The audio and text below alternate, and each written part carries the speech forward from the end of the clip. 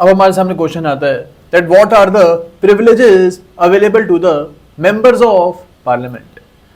इनका कौन सी privileges available होती हैं, इसके ऊपर हमारे सामने क्वेश्चन आता है। अब यहाँ पे हमको याद रखना है कि जिन राइट्स एंड प्रिविलेजेस के बारे में हम आगे जाके बात करेंगे, these are available to even those people who have the right to attend the session. यानी जो पार्लियामेंट का सेशन होता है, इसको अगर आपके पास अटेंड करने का राइट है, फिर भी आपको ये राइट्स एंड प्रिविलेजेस अवेलेबल होंगे। फॉर एग्जाम्पल अटॉर्नी जनरल, जो हमारे अटॉर्नी जनरल होते हैं, इनके पास राइट होता है to attend the sessions of the parliament, तो इनको भी ये राइट्स एंड प्रिविलेजेस अवेलेबल होंगे। अब हम स्पेसिफिक आर्टिकल्स के बारे में बात करेंगे जिनके अंडर हमको ये प्रिविलेजेस गिवन है।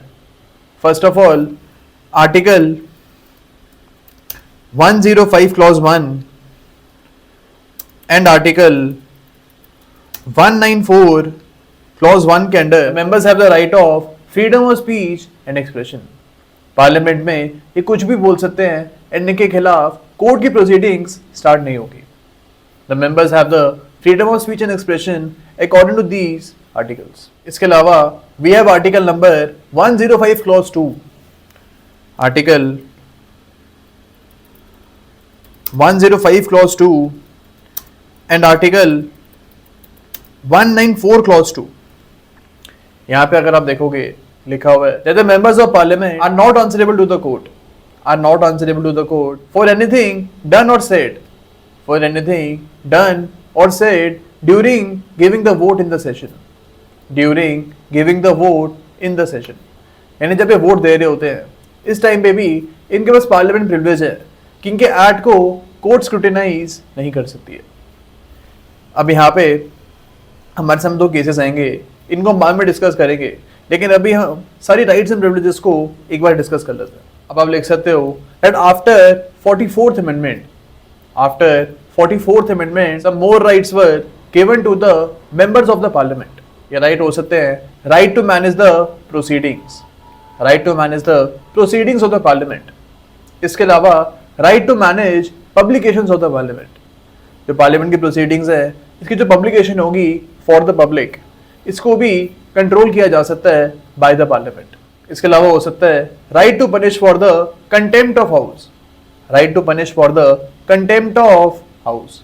यानी अगर आप हाउस की इंसल्ट कर रहे हो तो इसको हम बोल सकते हैं that this is the contempt of house, and इसको भी हाउस ही रेगुलेट कर सकता है। इसके अलावा हो सकता है right to conduct secret meetings, right to conduct secret meetings, and इसके अलावा एक और राइट हो सकता है right to exclude outsiders from the parliament. तो ये सारे राइट्स जो हैं ये पार्लियामेंटेरियंस के पास अवेलेबल है। अब हमारे सामने केसेस आते हैं कुछ। First case is the PV Narasimha Rao case, PV Narasimha Rao case, इसको जेएमएम ब्राइबरी केस भी बोलते हैं। अब इस केस में कोर्ट ने बोला था that the right under article 105 clause 2, right under article 105 clause 2 is available only to those parliamentarians, is available only to those parliamentarians who cast their vote, who cast their vote. It is not available to those parliamentarians who abstain from voting. यानी अगर आप voting से abstain कर रहे हो तो आपको article 105 clause 2 का जो राइट है ये अवेलेबल नहीं होगा। अब इसी पॉइंट के ऊपर हमारे सामने Sita Soren versus union of India आता है। Now this is a judgement of 2024। अब इस केस में जो हमारे पार्लियामेंटेरियन थे जिनके खिलाफ एक केस फाइल हुआ था, उनको भी एलिगेशन लगे थे that she took bribery to cast her vote. उन्होंने अपना वोट कास्ट करने के लिए पैसे लिए थे, ये उनके ऊपर एलिगेशन लगे थे। अब यहाँ पे जो झारखंड हाई कोर्ट है, उन्होंने डिसीजन दिया था that this act will not fall under article 105 clause 2 and the immunity under article 105 clause 2 will not be provided because the parliamentarian in question did not cast her vote for whom she took the bribe। यानी जिन member के लिए इन्होंने bribe ली थी vote cast करने के लिए, इनके लिए इन्होंने वोट किया ही नहीं, and that is why article 105 clause 2 immunity will not be available. अब इस केस में सुप्रीम कोर्ट ने बोला था that article 105 clause 2 must be seen in a broad light, must be seen in a broad light, and the lawmakers must be given wide powers under article 105 clause 2.